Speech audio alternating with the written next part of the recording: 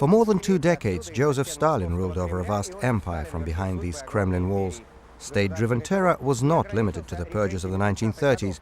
The entire political system that emerged by the 1950s was founded on an unquestioned submission of society to the state. It seemed that any attempt at organized civic resistance was doomed from the start. When a terrorist regime is established, it creates an aura. It creates everything. It creates life. And resisting such a regime requires a lot from a person. It requires independence. It requires an enormous amount of thought. It requires the same amount of thought to prove that 2 times 2 equals 4, as it did for the philosopher Hegel to discover great truths. I have a small poem, For Whom the Bell Tolls, that has the following lines. When I get tired, I start to regret that I was born and live in troubled times, that I have spent years to understand, which should have been clear from birth. And this was not a mistake. This was an entire system of values. The belief that one could build communism was not a political mistake, not even an ideological one. It was an imposed madness, an imposed stupidity.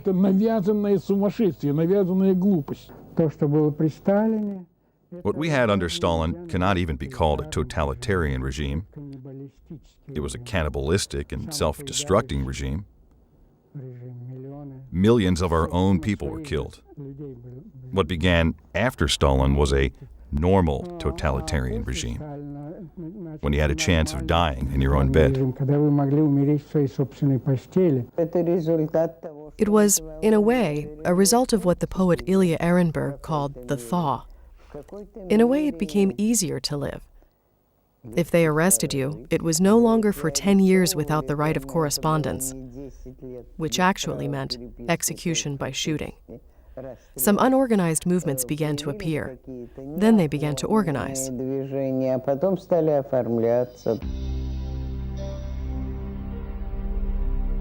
The 20th Congress of the Communist Party, held in February 1956, was the height of the political thaw in the Soviet Union. Yet a contradiction lay at the heart of it. While condemning the crimes of Stalinism, the Soviet leadership not only maintained its old ideology, but also retained the people associated with the Stalin era. Only the past could be criticized. The current policies of the Communist Party remained off limits. Just months after the 20th Congress, in the autumn of 1956, the Soviet army brutally crushed the anti-communist uprising in Budapest. Many among Moscow's youth were becoming increasingly critical of the system.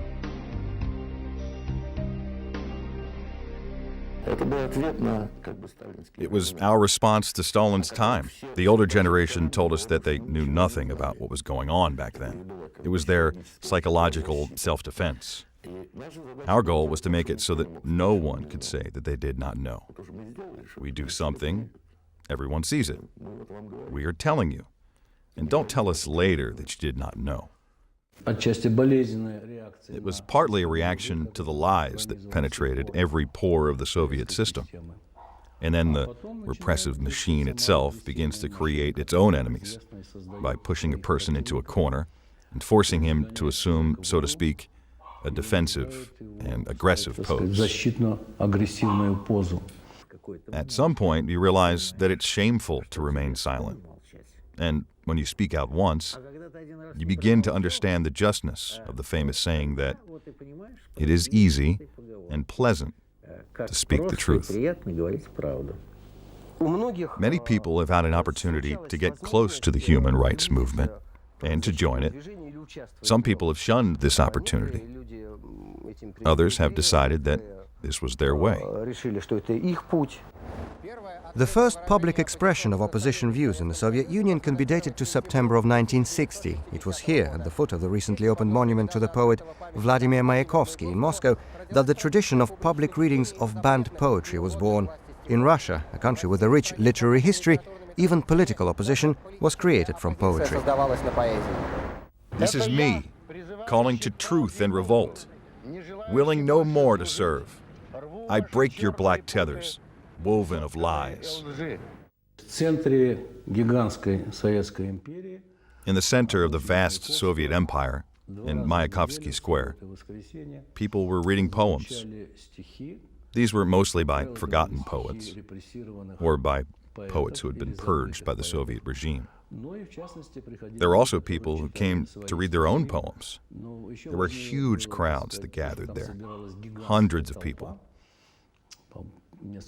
There were discussions, then arguments. I would say that this was the beginning of the formation of a civic self-consciousness in Soviet Russia.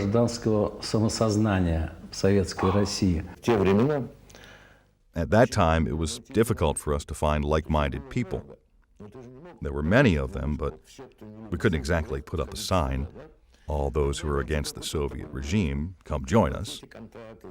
We had to find a way to establish contacts. And I thought that this was a very shrewd move, because officially, we were not breaking any laws. We were reading poetry. But unofficially, of course, only those who did not like the Soviet regime would come listen to banned poetry. We gathered there every weekend, every Saturday. Sometimes there would be thousands of people. There were fights with the authorities. They tried to disperse us by setting communist youth brigades on us. But people would hold hands and protect us, so they could not always get through. They also used bulldozers and snowplow trucks to disperse us, but they still couldn't do it. We stood our ground. Once the readings were over, they tried to catch us. They beat us up, expelled us from universities. But we managed to survive for nearly 2 years. And then they began arresting people. 7 people were arrested. That was an interesting time. That was the time when the principal concept of the human rights movement was created. For us, it was like a fire to which dissenters would be attracted like butterflies. And then we could begin to discuss more serious things than poetry. The samizdat, self-publishing movement, was also born in Mayakovsky Square. The poems were put together into volumes. These volumes were passed around, and they led to the creation of samizdat. And samizdat was much more serious. There were political debates going on there. There were works on sociology and so on. And let's not forget that 3 samizdat authors, Pasternak, Solzhenitsyn, and Brodsky, won the Nobel Prize for Literature. That is no small thing.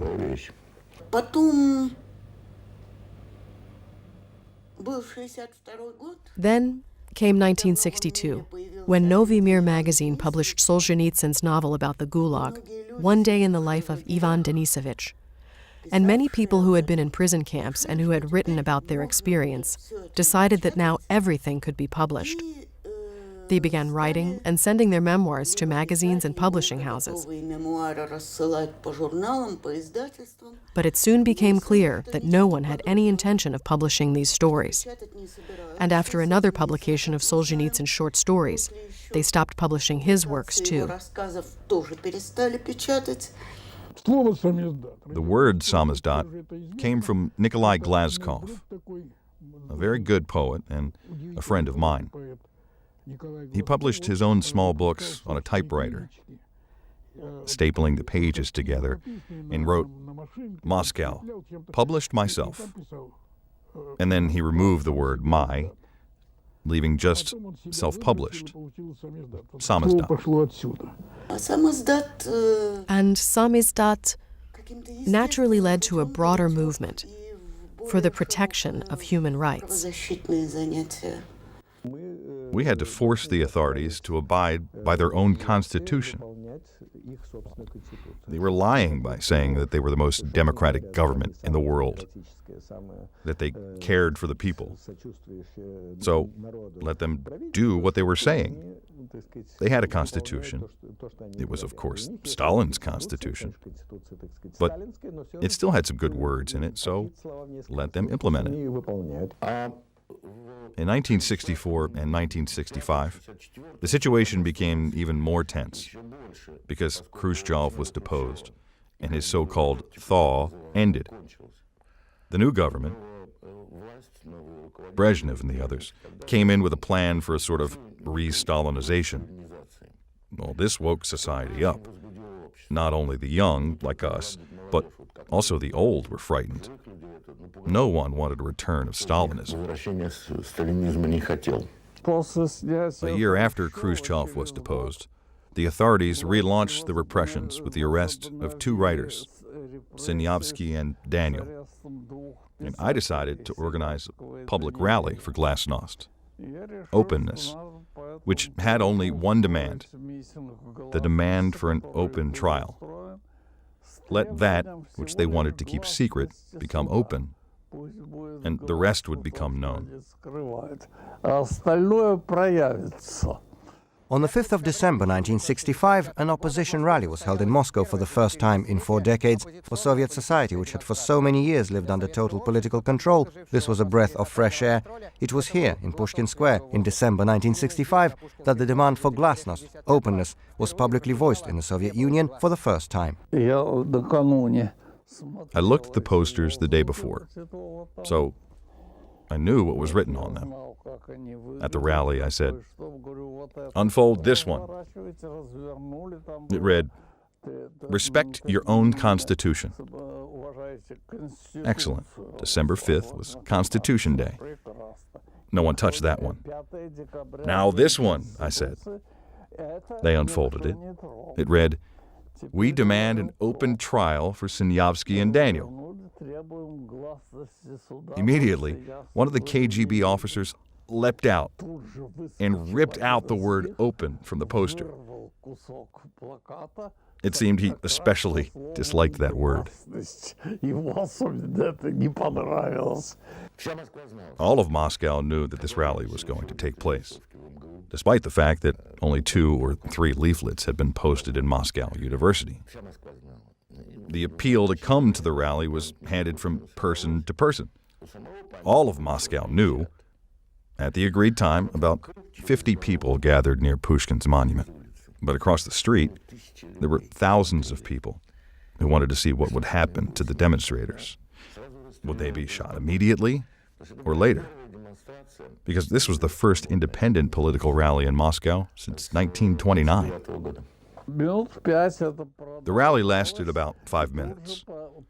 I saw one person who had been holding a poster being dragged away. After 2 or 3 minutes, they came to me and grabbed me by the hand, saying, "Let's go." "Do you know who organizes rallies in our country?" they asked me. "I think anyone can. We have the freedom of assembly in our Constitution," I replied. "Do you think we have people who don't respect the Constitution?" they asked again. "I don't claim that," I said. "But why did you write this slogan?" "You must think that there are people who don't respect the Constitution," they asked. So I said, there were people who stood at the rally holding posters which called for respecting the Constitution. But now these people are being led away. I think that those who are leading them away do not have great respect for the Constitution.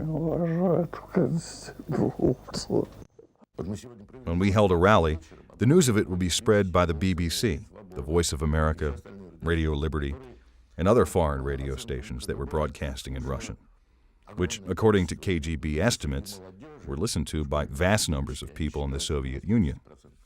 For example, the KGB estimated that up to 80% of school and university students listened to these radio stations. I saw these estimates later. Well, at the time, we didn't know the percentages, but we knew that a lot of people listened, including those in provinces. In a country where everything, including bottle labels, had to go through censorship, and where nothing could be published without official permission, the possibility to listen to these radio stations made censorship meaningless. At that time, a lot of information began to appear. First, we learned that there were large political prison camps, that there were tens of thousands of political prisoners in the Soviet Union. Not just a few dozen people, as we had thought. There was more and more information concerning human rights abuses, punitive psychiatry, prison camps, sackings, bans to emigrate, bans on professions. After decades of total censorship, a small group of dissenters revived the tradition of a free press in Russia. On the 30th of April 1968, the first samizdat news periodical, the Chronicle of Current Events, was published in Moscow. My sister had an empty apartment in Moscow, and Natalia Gorbanevskaya came there with her typewriter and began to put the publication together. She assembled all the news pieces, and she published the first issue of the Chronicle. It was very important that, from the outset, we decided not to give opinions. We provided information. It was up to the readers to form opinions. There were very few digressions from this principle, and they were always pointed out by us. That is why the Chronicle attracted people. It was not propaganda. It was information. It was the truth that you couldn't find in Soviet newspapers. Did you remember who gave you an issue of the Chronicle to read? If you had something interesting for this publication, you could say it to the person who gave you the Chronicle, and the chain would bring that information back to the Chronicle for publishing.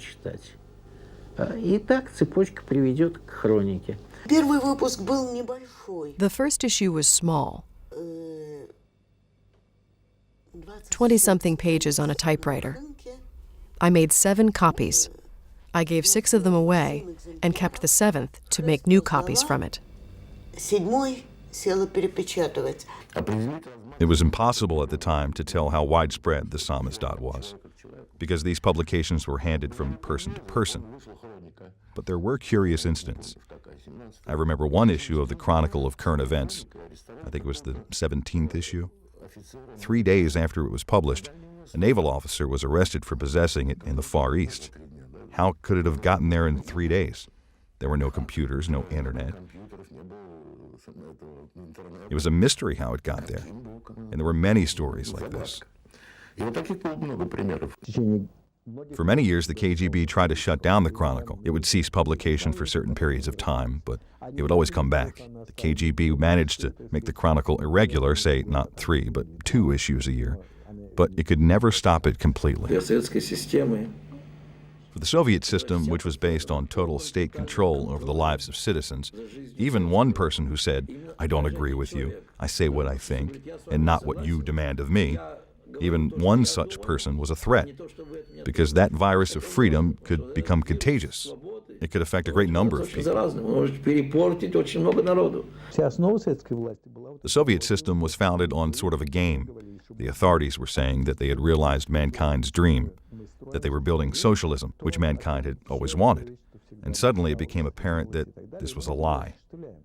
Everyone always knew this was a lie, but until people began to say it, this game, this self-deception continued. Once we began talking about it, it became more difficult to engage in self-deception. Fear was conquered during those years, and conquering fear was one of the main achievements of Soviet dissidents. People began asking themselves, if they can, why can't I? Even for those who remained silent, it was an internal rebuke.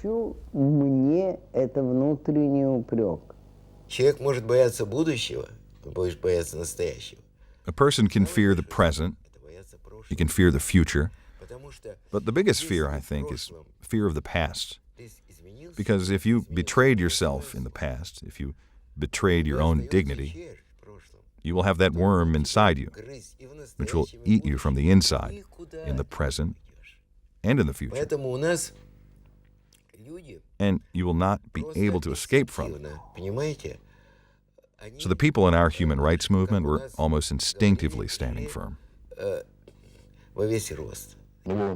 Millions of people were killed by the Soviet regime, and they could not say anything. But we had an opportunity to speak out, and we had an opportunity to resist. This moral duty to those who had been killed was a very important influence on us. One myth has been shattered. It is the myth that the idea of the rule of law is alien to Russians. I hope this myth will never reappear. It is true that the rule of law in Russia has traditionally been weak. But one cannot say that the rule of law is only a Western idea and that it does not exist in Russia. That was the myth. And that myth is gone. Так этот миф исчез.